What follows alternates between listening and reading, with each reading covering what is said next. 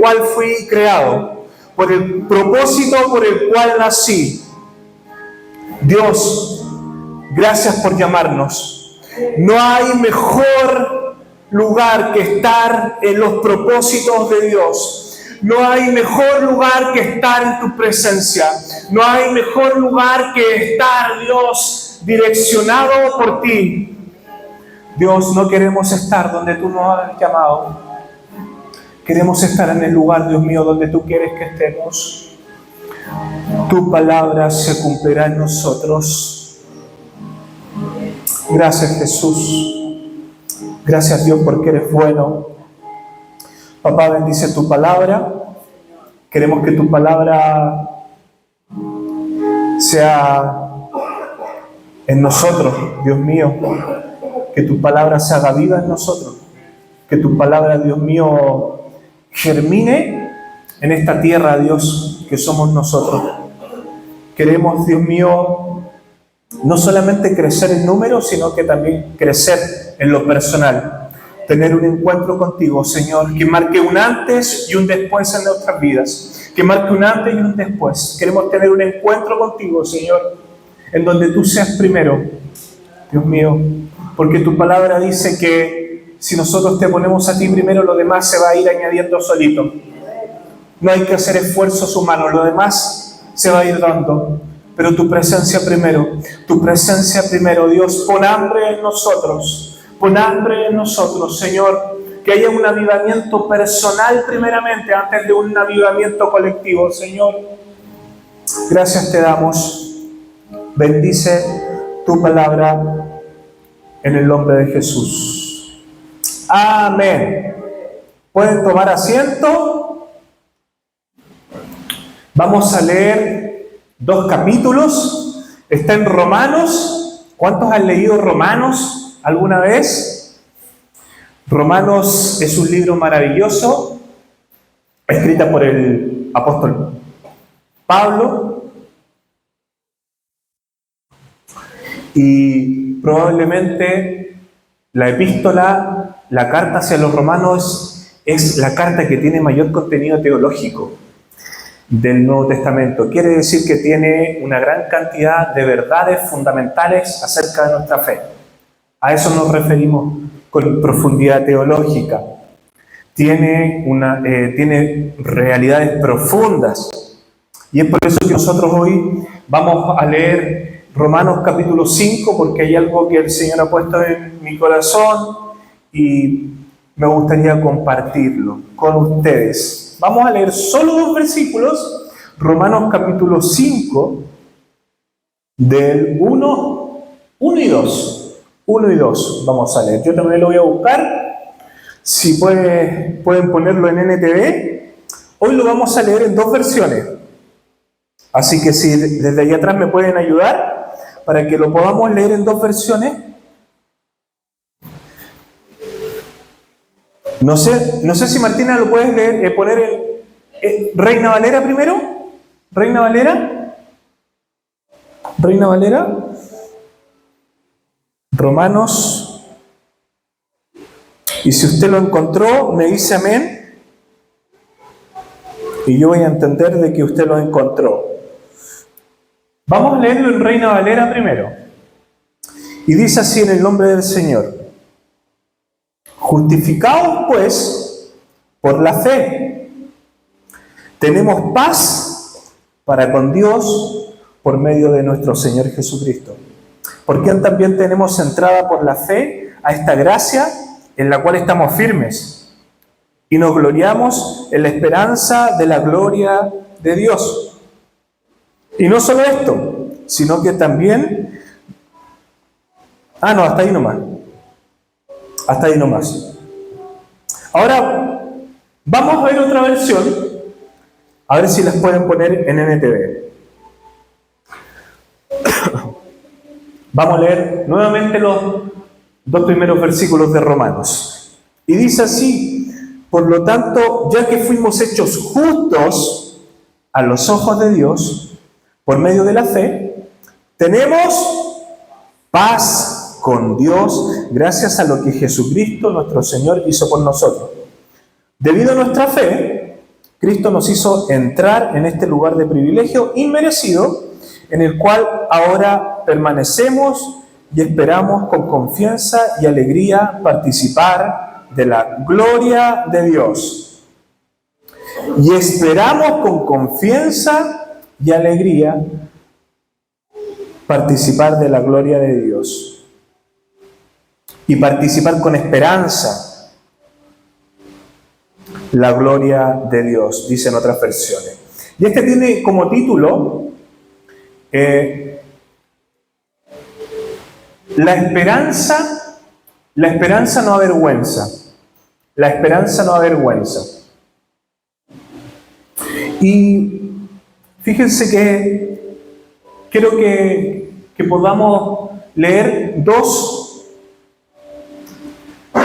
conceptos que son importantes con respecto a estos versículos que van a venir. En el versículo 5, no lo leímos, pero se los voy a leer y dice así: y esa esperanza no acabará en desilusión, pues sabemos con cuánta ternura nos ama Dios, porque nos ha dado el Espíritu Santo para llenar nuestro corazón con su amor. Y tiene como título esta palabra: la esperanza no avergüenza. La esperanza no avergüenza. Y fíjense lo que dice el diccionario de la Real Academia Española con respecto a la palabra esperanza. A ver si la puedes poner, Marti. Fíjense lo que dice la RAE con respecto a qué es lo que es la esperanza.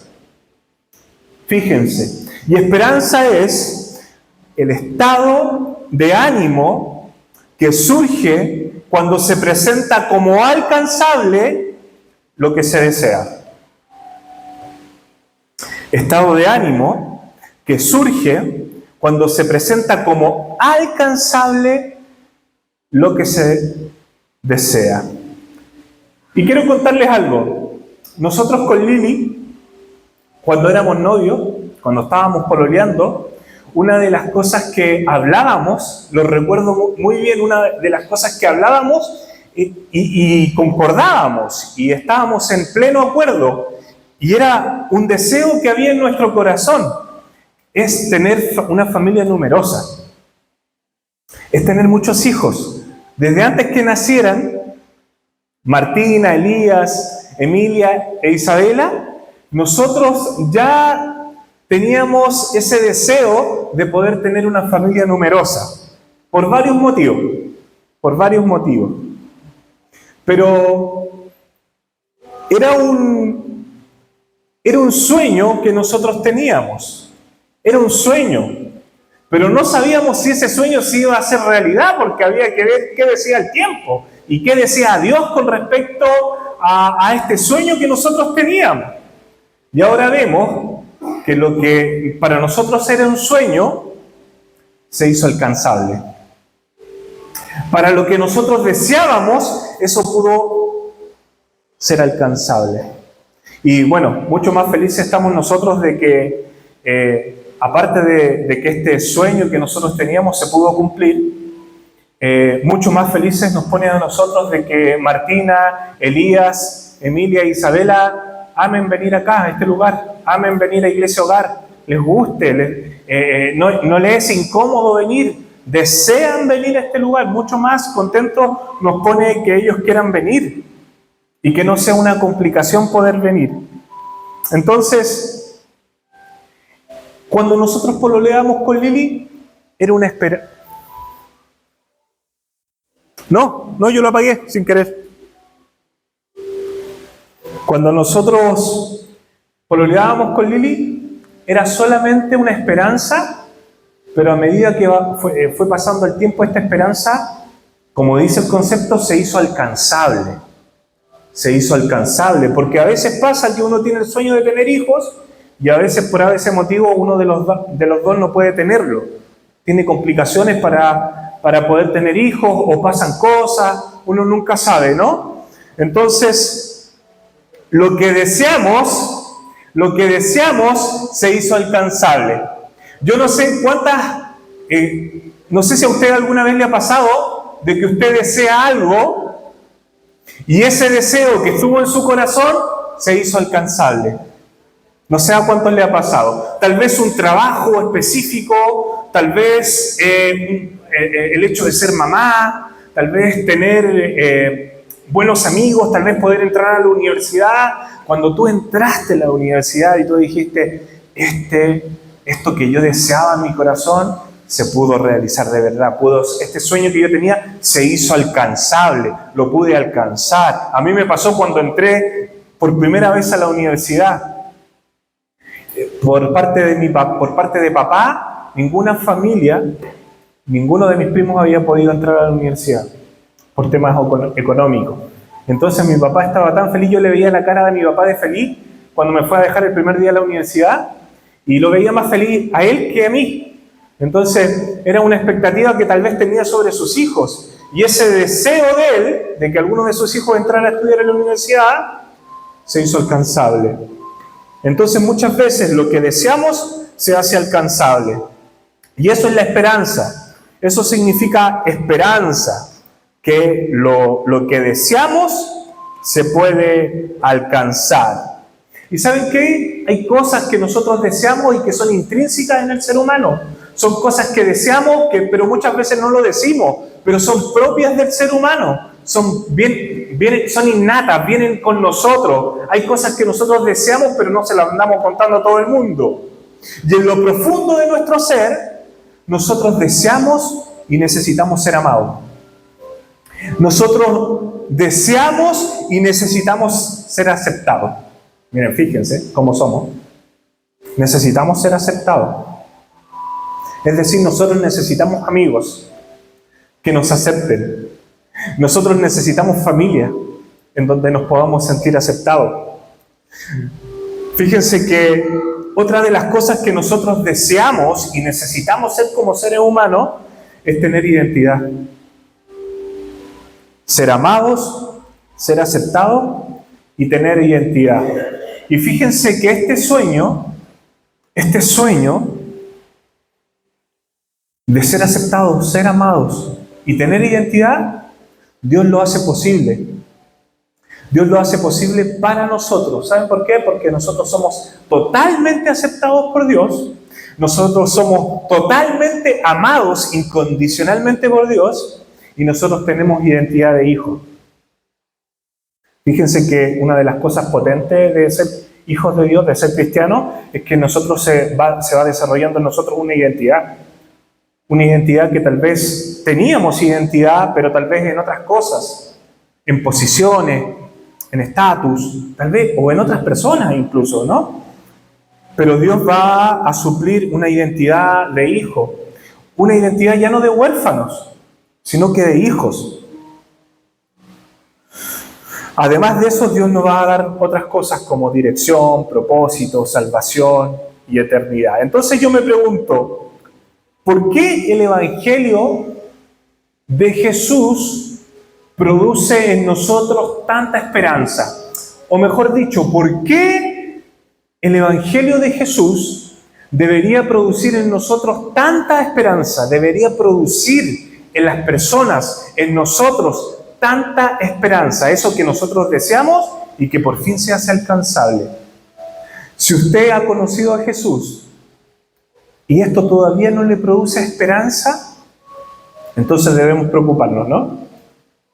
Porque la esperanza tiene que ver con que nosotros lo que deseábamos en nuestro corazón se pudo ser alcanzable. Yo no sé a cuántos le pasó que cuando conocieron al Señor pensaron lo siguiente: esto superó mis expectativas. Yo deseaba ser amado, pero no sé si tanto. Yo necesitaba ser aceptado, pero no sé si tan aceptado como Jesús me acepta. Entonces Jesús empieza a superar todas las expectativas con respecto al amor, con respecto a la aceptación y con respecto a tu identidad como hijo.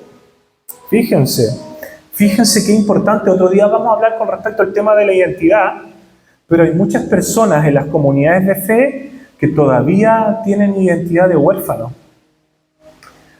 Tienen identidad de huérfanos, que viven, que han aceptado a Jesús, pero todavía les cuesta interiorizar esto de que nosotros tenemos identidad de hijos y no de huérfanos. Entonces, en lo profundo de nuestro corazón, nosotros deseábamos y necesitábamos ser amados, aceptados y tener identidad. Fíjense lo que dice el versículo 1. Dice, por lo tanto, ya que fuimos hechos justos a los ojos de Dios por medio de la fe. Hemos sido justificados. Reina Valera dice, hemos sido justificados. Y fíjense que la palabra justificación es el otro concepto que me gustaría que nosotros, tú y yo, pudiéramos leer. ¿Puedes poner, Martina, lo que significa justificación? Fíjense, son dos conceptos interesantes. Justificación es la prueba que demuestra la inocencia de una persona en relación a un acto o a una situación. Es la prueba que demuestra la inocencia de una persona en relación a un acto o a una situación. Yo no sé cuántos de ustedes faltaron al colegio y alguna vez presentaron un justificativo. O tal vez presentaron puro falsificativo. Eso no es justificación. Los falsificativos no son justificativos. Son cosas distintas. Porque la justificación tiene que ver con un aspecto legal. Y el falsificativo es algo ilegal. Entonces no es lo mismo. Pero ¿cuántos de ustedes, tal vez sus padres, llegaron al colegio y le dijeron al inspector general, ¿sabes qué? Mi hijo estuvo enfermo, acá tengo el certificado médico, se los dejo para justificar las inasistencias que ustedes tuvieron en algún momento? O esto también pasa en el trabajo. Presentamos justificativo médico para excusarnos de por qué nosotros hemos faltado tal día. Entonces la justificación es la prueba que demuestra la inocencia de una persona en relación a un acto o a una situación. Fíjense, esto es algo potente, porque muchas veces nosotros entendemos el Evangelio, pero a medida que vamos conociendo a Jesús, se va haciendo cada vez más profundo y nosotros necesitamos que esto sea revelado. Nosotros creemos que la revelación es un día para otro, y la verdad es que la Biblia nos enseña que la revelación es progresiva. Generalmente no es de un día para otro. La revelación va siendo progresiva. Cristo es revelado desde el Génesis al Apocalipsis, pero de manera progresiva. Y yo creo en que la iglesia de hoy todavía necesita una revelación más profunda acerca de quién es Jesús. Necesitamos todavía entender que la gracia de Jesús es mucho más significativa en nuestras vidas de lo que aún nosotros pensamos.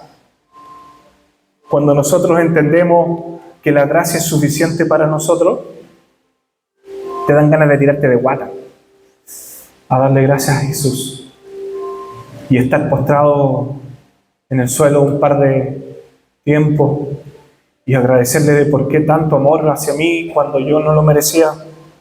Y fíjense que cuando Jesús se entrega a sí mismo en la cruz, esa fue la justificación que Dios expuso y que pone a prueba mi inocencia. Cuando Jesús decide entregarse a sí mismo, porque Romanos capítulo 1 dice que nosotros hemos sido justificados por la fe. ¿Pero por la fe en qué? Por la fe en Jesucristo, ¿cierto? Hemos sido justificados, es decir, tú y yo, fíjate esto, somos inocentes de culpa. Somos inocentes de culpa. En ti no hay culpabilidad. Escucha bien esto, iglesia. Esto es para alguien. En ti no hay culpabilidad. Entonces cuando el enemigo te venga a decir, porque una de las características del enemigo es ser acusador. Y vaya que tiene mérito, y vaya que nosotros hacemos mérito a veces para que nos acuse, ¿no? Entonces yo me imagino que el enemigo llega con pruebas en mano. Llega con pruebas y dice, mira, Esteban ha hecho esto esta semana, ha hecho esto esta semana, esto y esto. Tengo pruebas contundentes para decir que Esteban es culpable. Pero nosotros inmediatamente hemos sido justificados. Hemos sido justificados. No hay culpabilidad en ti. Y quiero decirte algo, iglesia.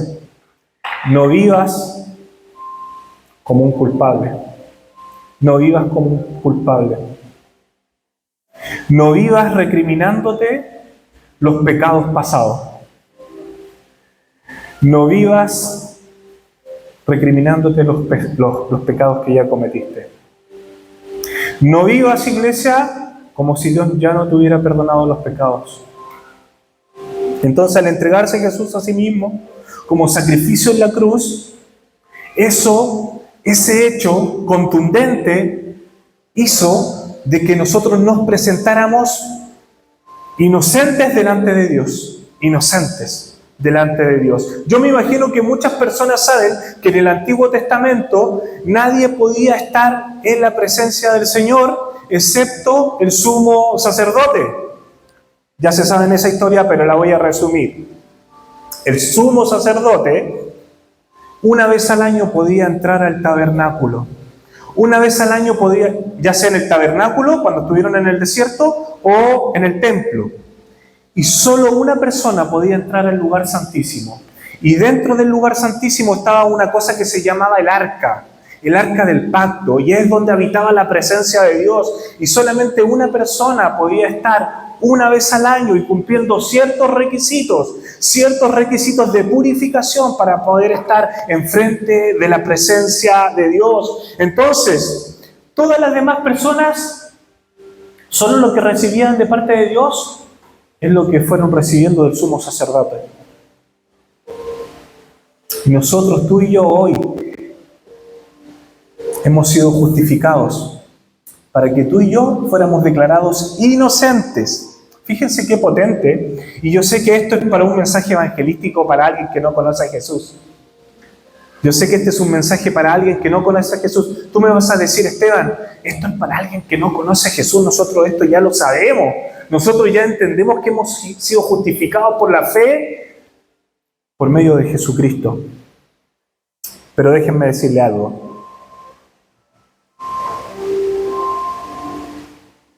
Podemos vivir el Evangelio de la esperanza, cada vez que nosotros eliminemos la presión y disfrutemos la comunión. Lo voy a repetir de nuevo. Nosotros podemos vivir este Evangelio con esperanza cada vez que eliminemos la presión y disfrutemos la comunión. Y eso es lo que quiero explicar un poquito. ¿Les ha pasado a ustedes, que no salga de aquí, por favor, pero les ha pasado que a veces ustedes leen el Antiguo Testamento y no saben si tomarlo literalmente o no? ¿Les ha pasado o no? Con sinceridad. ¿Esto será así tal cual como lo debo yo seguir literalmente? ¿Literalmente? Y fíjense que una de las malas prácticas de la iglesia de hoy, del año cero, desde la muerte de Jesús en adelante, es que nosotros no nos hemos olvidado de la ley. La ley pareciera que todavía está en nosotros y en algunas comunidades de fe, aún en el siglo XXI. Y es por eso que es importante seguir hablando del Evangelio de Jesucristo aún dentro de las comunidades de fe. ¿Por qué? Ya vamos a ir a algunos versículos. Pero déjame decirte algo. Muchas veces vivimos un evangelio bajo presión. Muchas veces vivimos un evangelio presionado por el qué dirán, por el qué dirán las personas. Muchas veces vivimos un evangelio tratando con nuestras propias fuerzas de ser cada vez mejores, pero muchas veces nos frustramos y nos sentimos fracasados, porque constantemente nos equivocamos y nunca estamos a la altura de quien nos ha llamado. Como que si Dios, cuando te acepta a ti, te dijera o te pusiera muchas expectativas, muy altas expectativas. No sé por qué nosotros los cristianos creemos que cuando aceptamos a Jesús en nuestro corazón, Dios pone muchas y altas expectativas en nosotros para que nosotros podamos cumplir. Y la verdad es que no es así. Fíjate, y esto pareciera que hasta el día de hoy todavía nos cuesta entenderlo. El Evangelio no se trata de algo que hacemos por Él. El Evangelio no se trata de algo que tú haces. El Evangelio es algo que Dios ya hizo por ti. El Evangelio es algo maravilloso que Dios ya hizo por nosotros. Fíjense esto. El Evangelio es pasado, presente y futuro. ¿Qué quiere decir con esto? Pasado, presente y futuro. Es decir, Él ya lo hizo, Él lo está haciendo y Él lo hará. Él ya lo hizo, Él lo está haciendo y Él lo hará. Entonces, el Evangelio que vivimos no se trata de lo que tú puedas hacer. Se trata de lo que Dios está haciendo, ya hizo y hará en ti. Yo no sé si alguno descansa con esta palabra, porque muchas veces acumulamos mochila, acumulamos peso que Dios no quiere que llevemos. Entonces vivimos como cristianos frustrados porque muchas veces la debilidad es más grande que nosotros. Y decimos, Señor, te fallé de nuevo. Señor, me siento un fracasado porque te fallé hoy día, porque te fallé esta semana. Y Dios te viene a recordar en esta hora de que no se trata de cuántas veces eres fiel y cuántas veces eres infiel. Se trata de lo que Él hizo por ti. ¿Vieron que hay un cambio de perspectiva? ¿Vieron que hay un cambio de perspectiva? De hecho, Dios no te dio algo. Dios se dio a sí mismo. Fíjense lo potente de esto. Dios no solamente te bendijo, sino que Dios se entregó a sí mismo. Dios no te dio un regalo. Él fue el regalo. Él mismo se entregó para ti. Entonces esto es potente. Él se dio a sí mismo.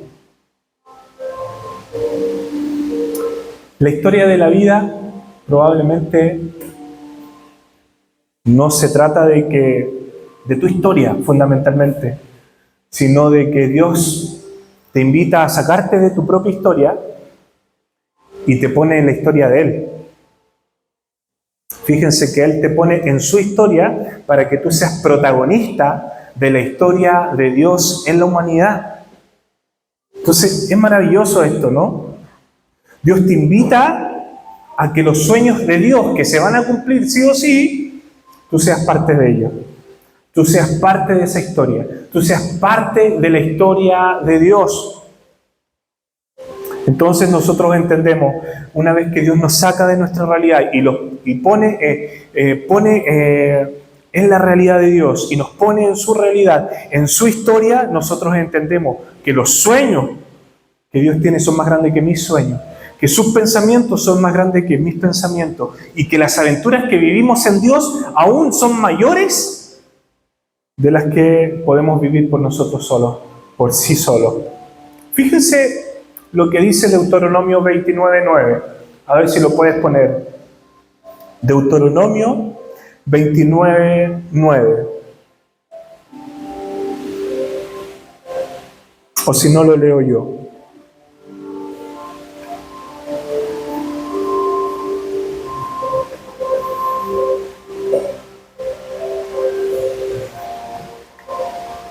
Deuteronomio 29:9 dice lo siguiente. Por lo tanto, obedece las condiciones de este pacto para que prosperes en todo lo que hagas. ¿Han escuchado versículos así en el Antiguo Testamento? Si obedeces la ley, ¿cómo te va a ir? Bien. Si cumples con los mandamientos de Dios, te va a ir bien. Eso lo dice repetidamente el Antiguo Testamento. ¿Y qué pasó con la gente que vivía en el Antiguo Testamento? ¿Lo cumplieron a cabalidad? Es decir, esto, Deuteronomio 29:9, nadie lo cumplió. Nadie lo pudo cumplir. Nadie pudo ser fiel a la ley en cabalidad. Algunos trataron de por lo menos cumplir las leyes más importantes del Antiguo Testamento y no pudieron. Entonces la ley fracasó en sí misma. La ley fracasa en sí misma. Nadie pudo hacerlo por sus propios esfuerzos. ¿Saben por qué? Porque la ley apuntaba a que yo debía mejorar con mis propios esfuerzos, con mis esfuerzos personales, a que yo debería mejorar. Es como cuando nosotros decimos, no voy a pecar, no voy a pecar, no voy a pecar, peco. Como que nosotros nos enseñaron a enfocarnos en el no pecar, no en la gracia. ¿Se fijan? O sea, a nosotros, con las estructuras religiosas, vivir bajo presión en el Antiguo Testamento que se trasladó a los tiempos de hoy, decía, no tienes que pecar, no tienes que pecar, no tienes que pecar. Entonces hoy Dios nos enseña esto, tienes que disfrutar la gracia, tienes que disfrutar la gracia, tienes que disfrutar tu relación con Jesús, tienes que disfrutar a Jesús, porque lo que tú haces no importa tanto como lo que Jesús ya está haciendo en ti. ¿Se fijan el cambio de paradigma que hay? Entonces, Deuteronomio 29:9, fíjense lo que va a decir Hebreo. Miren, Hebreos 7, 18 y 19. Dice, así que el antiguo requisito del sacerdocio quedó anulado. Esto lo dice Hebreos. Así que el antiguo requisito del sacerdocio quedó anulado por ser débil e inútil. Pero ¿no era Dios quien estaba diciendo en Deuteronomio que si cumplíamos las leyes no iba a ir bien? Sí, pero es que Dios quería demostrar algo. Dios quiere demostrar algo. ¿Dios es mentiroso? Dios jugó con nosotros, Deuteronomio 29:9. Si tú cumples con la ley, te va a ir de maravilla. Nadie la pudo cumplir. Entonces dijo, esta es una joda. No, ¿dónde está la cámara? Golpe bajo. ¿Dónde está la cámara que nos están bromeando así de duro porque esto nadie lo puede cumplir? Aparentábamos cumplir, pero no cumplimos con esto. No cumplimos. Hebreos dice que la ley quedó anulada por ser débil e inútil. Es decir, la ley no sirvió. Pero fíjense esto. Dios quiso demostrar a Cristo, pero de manera progresiva. Desde el Antiguo Testamento al Nuevo Testamento. Jesús, cuando estaba en los Evangelios, dice, yo soy el cumplimiento ¿de qué? Yo soy el cumplimiento de la ley. ¿Se acuerdan de Abraham? ¿Se acuerdan de Moisés? Y los fariseos decían, hey, ¿cómo no nos vamos a acordar si son nuestros líderes? Son las personas, Moisés fue nuestro libertador. Abraham es nuestro padre espiritual y nuestro padre genealógico. ¿Cómo no nos vamos a acordar de él? ¿Se acuerdan de él? Bueno, no importa nada. El que está acá presente con ustedes es el cumplimiento de toda la ley. Jesús es el cumplimiento de toda la ley. Entonces, ¿qué nos quiso decir? No te vas a poder sostener por ti mismo. Quiso enseñar, en todo el Antiguo Testamento, el Señor quiso enseñar que la gente no podía sostenerse a sí misma, sino que necesitaban un mediador, un cordero, pero perfecto, sin mancha, que haya pagado el máximo sacrificio. Y Hebreos dice, el último. No hay más sacrificio que este. Hebreo lo va a decir también. El último sacrificio. Ninguno más. No hay otro sacrificio. Por eso, gente, la Biblia dice, no quiero sacrificio. Ya no quiero más sacrificio. Con que obedezcas, me basta y me sobra. Entonces la revelación que la Biblia va a tener acerca de Jesucristo es progresiva. Y llegamos al año 0, en donde está Jesús, y Jesús dice, yo soy el cumplimiento de la ley. Yo soy el cumplimiento de toda la ley. En mí se cumple la ley. Yo fui el único capaz de cumplir la ley. ¿Cómo es eso? Si el día sábado, el día que no había que hacer nada, tus discípulos trabajaban. No se lavaban ni las manos. Y los discípulos trabajaban. Pero es que no entendieron, muchos de ellos no entendieron ni siquiera de qué se trataba la ley. Trataban de cumplir la ley, pero no entendían cuál era el propósito de la ley. ¿Se entiende la diferencia, cierto? Trataban de cumplir la ley, pero no entendían el propósito de la ley. Hoy pasa que muchas veces tratamos de cumplir lo correctamente posible como un buen cristiano hecho y derecho, pero a veces se nos desvía el propósito del mensaje de Jesús. El mensaje de Jesús. Y fíjense, lo que no se entiende no se disfruta. Lo que no se conoce no se puede disfrutar. Entonces nosotros, a medida que vayamos adquiriendo el conocimiento acerca del Evangelio, lo vamos a poder disfrutar de mayor manera. De mayor manera, porque no se trata de lo que tú estés haciendo, de lo que tú haces, sino que se trata de lo que Dios pueda hacer en tu vida. Es distinto. Es distinto. Entonces Hebreos va a decir eso. Así que el antiguo requisito del sacerdocio quedó anulado por ser débil e inútil. Pues la ley nunca perfeccionó nada. Fíjense lo que dice el versículo 19. Pues la ley nunca perfeccionó nada, pero ahora confiamos en una mejor esperanza. Es decir, lo que yo deseo se hace alcanzable. Pero ahora confiamos en una mejor esperanza por la cual nos acercamos a Dios. Nos acercamos a Dios. Todo lo que no pudo cumplir la ley en el Antiguo Testamento se va a cumplir con Jesús. Todo lo que la gente no pudo hacer en el Antiguo Testamento porque no entendió el propósito de la ley, se va a cumplir con Jesús. Entonces, la ley en estricto rigor no es mala, sino que trata de apuntar a un propósito mayor por medio de una revelación progresiva. Pero la gente no lo entendió. La mayoría de la gente no entendió a qué apuntaba la ley. Y la verdad es que la ley apuntaba a Cristo. Todo el Antiguo Testamento apuntaba a Cristo. Todo, absolutamente todo, apuntaba al Señor. Pero la gente no lo entendió. Y Hebreo lo va a explicar. Y Hebreo lo va a explicar porque dice que, creo que fue Moisés, que anduvo como viendo al invisible. ¿Han escuchado esa palabra?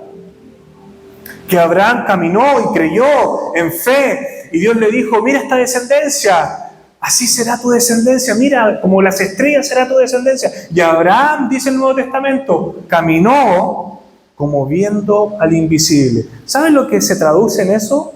Que Abraham, a pesar de que vivió 1000 años antes de Jesús, caminó y creyó, creyendo en la esperanza gloriosa de Jesús. Pero caminó como viendo al invisible, porque no lo vio y no lo conoció. Eso va a decir Hebreos. Hebreos es potente, porque Hebreos va a relacionar también, va a darnos a entender un poco lo que dice el propósito del Antiguo Testamento. Entonces, iglesia, muchas veces vivimos como que si todavía estuviéramos culpables. Muchas veces vivimos frustrados por los pecados pasados. Y Dios nos viene a decir, en este tiempo, en esta hora, que para que nosotros podamos demostrar el amor de Jesús a otros, debemos olvidarnos y despojarnos de todo lo que nosotros hemos vivido y los pecados que hemos cometido anteriormente. ¿Saben por qué? Porque la esperanza no avergüenza. Y la esperanza gloriosa que nosotros tenemos en Jesús es mayor. Por eso Pablo va a decir, no me avergüenzo del Evangelio, no me avergüenzo del Evangelio. Usted se puede avergonzar de ciertos personajes caricaturescos que aparecen en la tele y que de vez en cuando aparecen para ridiculizar a los cristianos. Pero ¿saben qué? Usted inmediatamente debe pensar lo siguiente. Nosotros no nos sentimos identificados con muchas personas que son cristianas y que son caricaturas más que otra cosa. Entonces, muchas veces los medios de comunicación también tratan de caricaturizar ciertas cosas. La otra vez me preguntaron, ¿qué piensas de este pastor que estaba predicando en la calle y que hablaba de de que las mujeres se tienen que vestir adecuadamente porque tientan a los hombres y por eso los hombres las violan, se hizo popular, salió en todos los medios de comunicación, y este caballero predicando en la calle, lo grabaron y decían, las mujeres se tienen que vestir bien, porque o si no tientan a los hombres y cosas.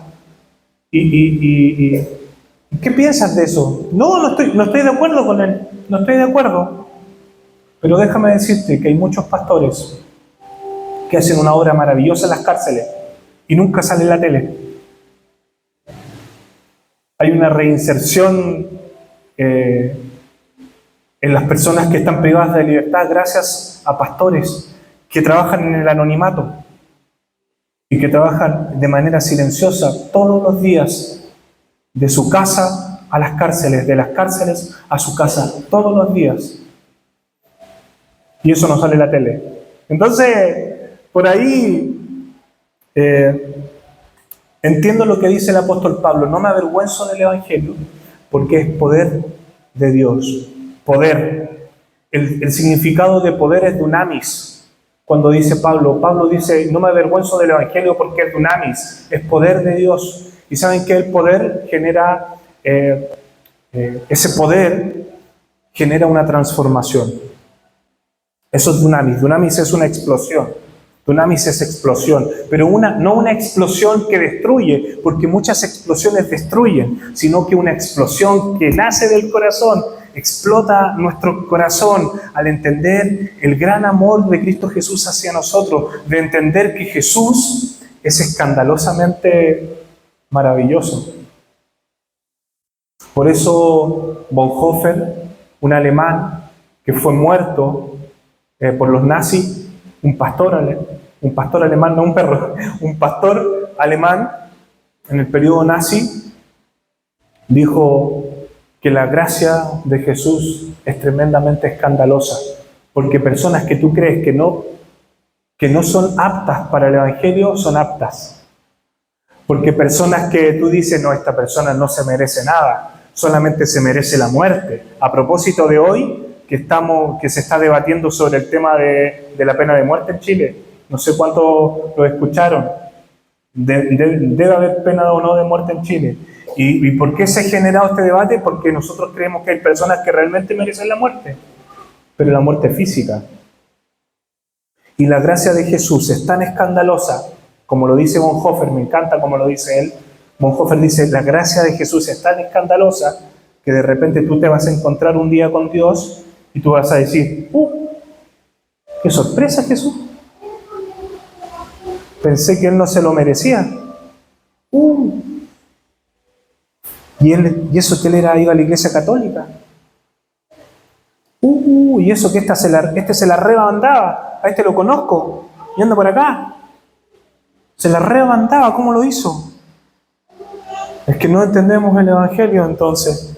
Nunca lo entendemos. Mi abuelo se la remandó por parte de mamá. Se la remandó el viejo. Ay, ese viejo era tremendo. Siempre se negó a aceptar a Jesús en su corazón. Pero el último día, el tercer día antes de fallecer, no pudo resistirse ante la gracia. Cuando lo visitó un pastor en su lecho de muerte, desahuciado ya, no pudo resistirse a esta gracia maravillosa. Entonces nos va a pasar que de repente la gracia es escandalosa para uno. Para uno es escandalosa, porque Dios nos invita a sentarnos a la mesa y la mesa es más grande de lo que tú y yo pensamos. Una vez discutía con un hermano de la iglesia y le decía, yo me niego a pensar de que va a haber más gente en el infierno que en el cielo. Me niego a pensar eso. No lo dice la Escritura, pero conociendo a Jesús, de lo que conozco a Jesús, me niego a pensar de que va a haber más gente en el infierno que en el cielo. Porque muchas veces pensamos que hay personas que no ameritan ser salvos.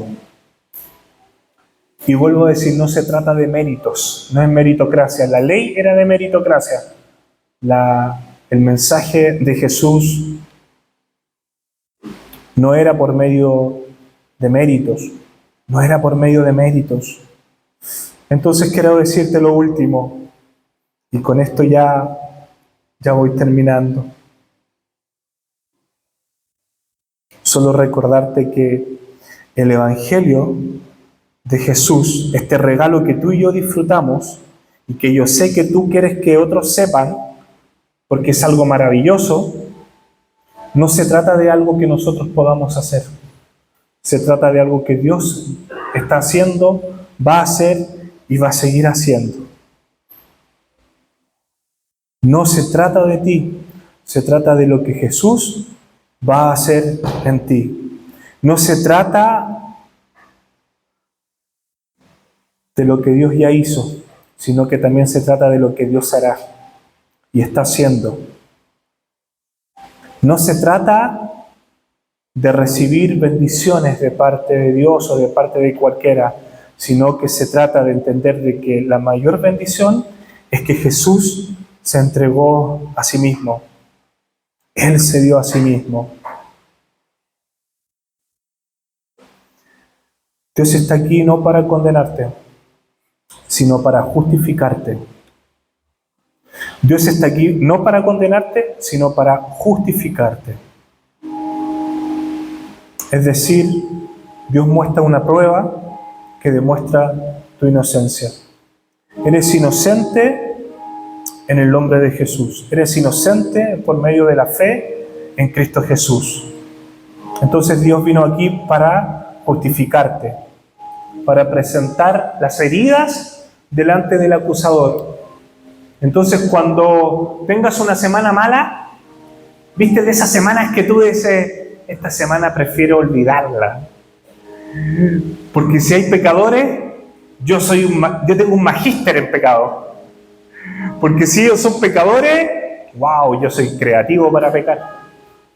Yo soy creativo para pecar. Y cuando el acusador venga, ¿sabes lo que haces? ¿Sabes lo que hace Jesús?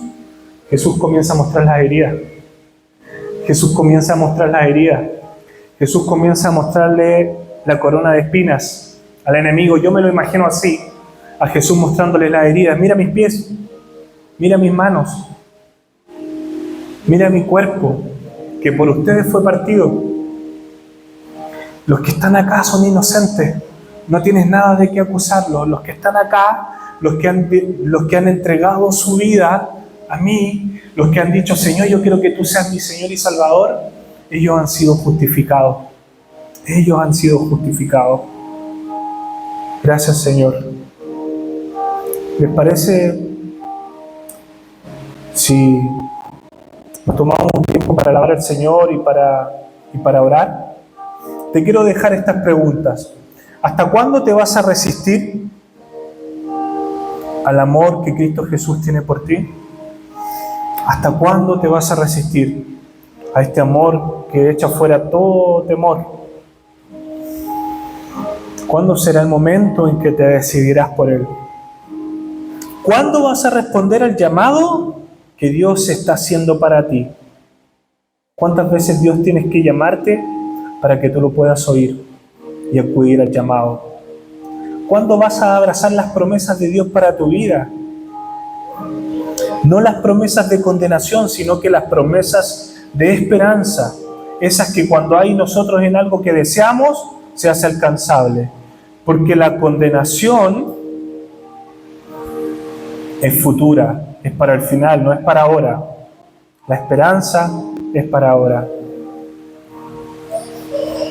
Gracias, Jesús. Lo invito a que se pare y que podamos cantar al Señor